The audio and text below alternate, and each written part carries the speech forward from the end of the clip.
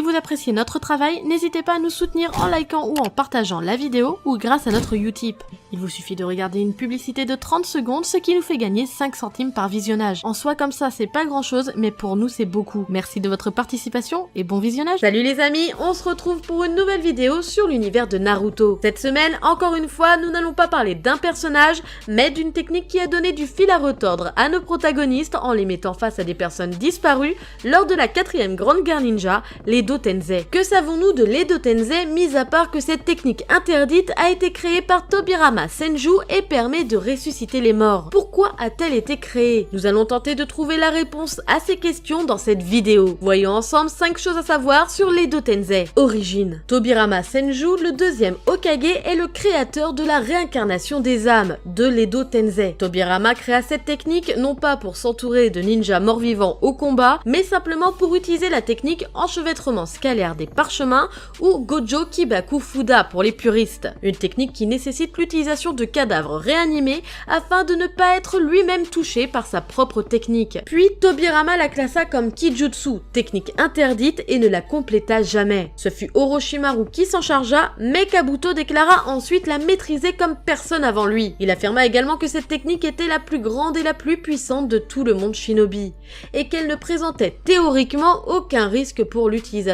Après s'être mieux informé des subtilités de la réincarnation des âmes et absorbé le chakra d'Orochimaru en Anko Mitarashi, Kabuto améliora encore ses talents de nécromancien et porta la technique de Tobirama à un niveau jamais atteint auparavant. La réincarnation des âmes permet de ressusciter en échange de sacrifices humains des personnes décédées. L'invocation fait sortir du sol à la verticale des cercueils contenant les personnes invoquées. Les couvercles tombent et les personnes en sortent. L'invocateur introduit alors à l'arrière de la tête des corps réincarnés des talismans kunai contenant l'ADN des défunts pour leur redonner leur apparence. Les ninjas invoqués retrouvent ainsi leur arsenal de techniques de ninjutsu, taijutsu et genjutsu qu'ils maîtrisaient de leur vivant, techniques héréditaires comprises. Les talismans garantissent à l'invocateur un contrôle total sur les ninjas ressuscités, puisque les consignes inscrites dans leur tête effacent leur libre arbitre et les transforment en machines à tuer. De plus, si un corps réincarné subit des dommages, il se régénère automatiquement. Il semble donc que seule une technique de scellement puisse en venir à bout. À noter enfin que contrairement aux sorts d'invocation classiques, le Kinjutsu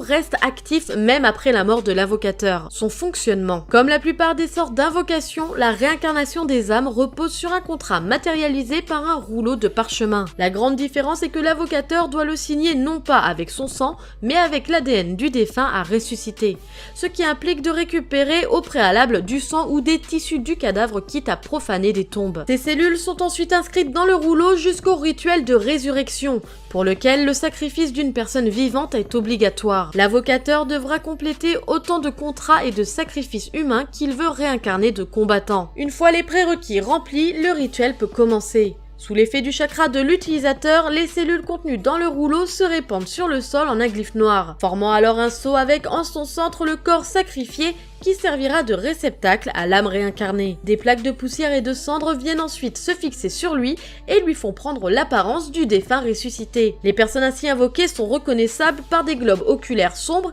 et une peau craquelée. Elles sont d'ailleurs ressuscitées avec les derniers vêtements portés par le cadavre, mais pas forcément avec leurs armes. L'invocateur peut effectuer des modifications corporelles sur ses invocations avant de les envoyer au combat. L'exemple le plus visible est celui de Madara, mort à l'état de vieillard décharné et sans ses yeux éveillés au Rinnegan, mais réincarné avec un corps plus jeune et un Sharingan évoluant en Mangekyo Sharingan puis en Rinnegan, sans compter les cellules de Hashirama et les pouvoirs qui en découlent. Les morts qui ont été frappés d'un Fuinjutsu, donc un scellement tel que l'emprisonnement des morts, ne peuvent être ramenés à la vie. Il est donc nécessaire de rompre le sceau correspondant avant de procéder à leur résurrection. Comme le démontra Orochimaru, il est également possible de sacrifier des Etsu blancs pour le rituel de la réincarnation des âmes. Un défunt réincarné peut être ressuscité complètement au moyen du cycle éternel des réincarnations. Cependant, son corps sera restauré dans un état proche de celui dans lequel il était au moment de sa mort, c'est-à-dire avec d'éventuelles parties manquantes. Par exemple, Madara, qui est mort sans ses yeux originels, vit ses pupilles issues de sa réincarnation se désagréger et dut se réimplanter ses propres yeux. Kabuto peut a priori remplacer les talismans d'asservissement désactivés par Genjutsu afin de reprendre le contrôle d'une invocation. L'ignoton de l'eau de Jubi permet d'annuler tous les sorts de ninjutsu et donc la régénération automatique des ninjas réincarnés. Les dégâts qu'ils subissent deviennent alors définitifs. Hagoromo Otsutsuki peut révoquer les contrats de réincarnation afin de renvoyer les âmes réincarnées dans l'au-delà. Les faiblesses de la technique. Même si l'Edo Tensei est la plus grande et la plus puissante technique shinobi, elle ne reste pas infaillible. Les ninjas réincarnés sont certes dotés d'une infinité de chakras et insensibles à la fatigue ou à la douleur, mais la quantité maximale de chakras qu'ils peuvent concentrer et leur mobilité restent les mêmes que de leur vivant. Cela explique les difficultés de Kabuto à diriger Nagato,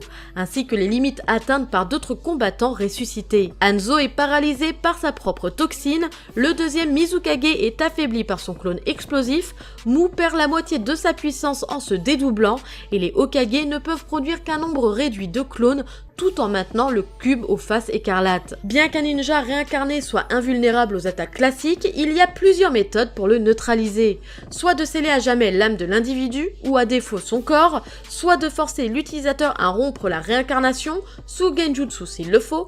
Pour annuler le jutsu, il doit exécuter une série de mudras spécifiques, puis prononcer l'incantation de rupture. Soit de libérer l'âme du défunt de tout regret ou remords pour lui apporter la paix.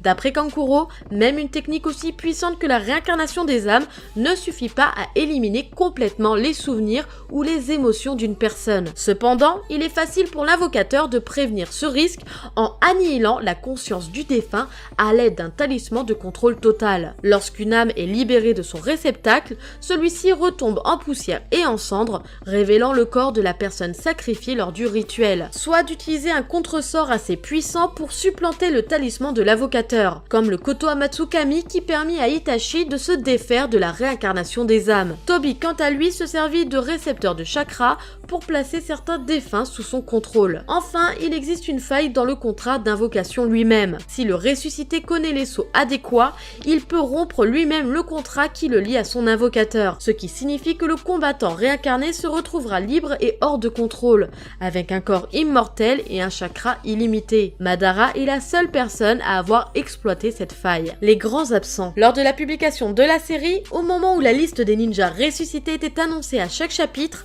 les fans attendaient de voir leurs personnages favoris morts refaire une dernière apparition lors de la guerre. Nous avons pu de ce fait revoir Zabuza et Aku, Azuma, Dan et tant d'autres. Pourtant, d'autres personnages, qui avaient laissé une trace indélébile ou qui éveillaient des fantasmes pour les fans, restaient absents. Nous avons notamment constaté l'absence de Jiraiya lors de l'Edo Tensei. Ce n'était pas un oubli puisque Kabuto a déclaré vouloir le ressusciter, sauf que son corps était dans la mer, à une profondeur inaccessible. Il a tenté tout de même de persuader Tobi de le ressusciter grâce au sang se trouvant sur les armes des 6 corps de peine, mais Tobi lui interdit. Également, un autre grand absent de la guerre n'est autre que Shisui, qui était très attendu par les fans, son corps n'ayant jamais été retrouvé et son œil droit a été détruit par Danzo au moment de sa mort. Le second œil, convoité par Kabuto, se manifesta une dernière fois lorsqu'Itachi activa son Mangekyo Sharingan devant Naruto, avant d'être incinéré. Il était donc impossible de le ressusciter. Personnellement, j'aurais aimé voir Kushina ressusciter juste pour le kiff,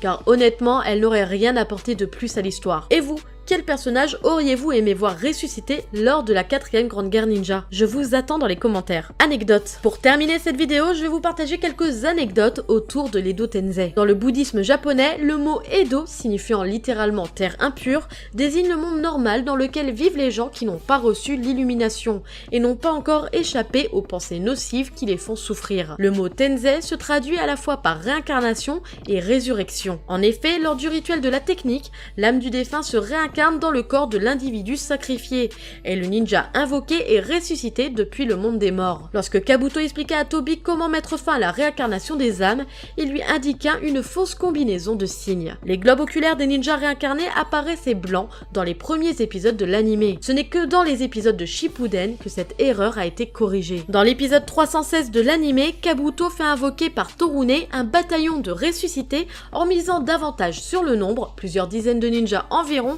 que sur la qualité. Ils étaient tous de niveau Genin. Sur son tableau de contrôle, ses invocations, les ratages de Kabuto d'après un Zetsu blanc, sont représentés par un petit tas de sable et non des cailloux. Torune sera scellé dans l'épisode suivant par Shino Aburame au moyen d'un parchemin de scellement collé à même son corps, et non sur des bandages ou un édifice de sable comme pour les autres ressuscités vaincus. D'après l'anime, Kabuto semble avoir une préférence pour les ninjas de Konoha en matière de sacrifice. Dans le manga, le caillou correspondant à Madara apparaît noir, alors que l'anime ne fait aucune différence avec les autres ninjas réincarnés. Même s'il possède le Rinnegan, un ninja réincarné ne peut pas utiliser le Rinne Tensei pour retrouver son corps d'origine. Une autre personne doit le faire pour lui. Ce 5 choses à savoir sur l'Edo Tensei se termine, j'espère qu'il vous aura plu. Comme d'habitude, n'hésitez pas à me le dire par commentaire, likez, partagez la vidéo, ça nous fait toujours super plaisir, et surtout, n'hésitez pas à vous abonner si vous ne l'êtes pas encore. Sur ce, moi je vous laisse à la prochaine, tchuss!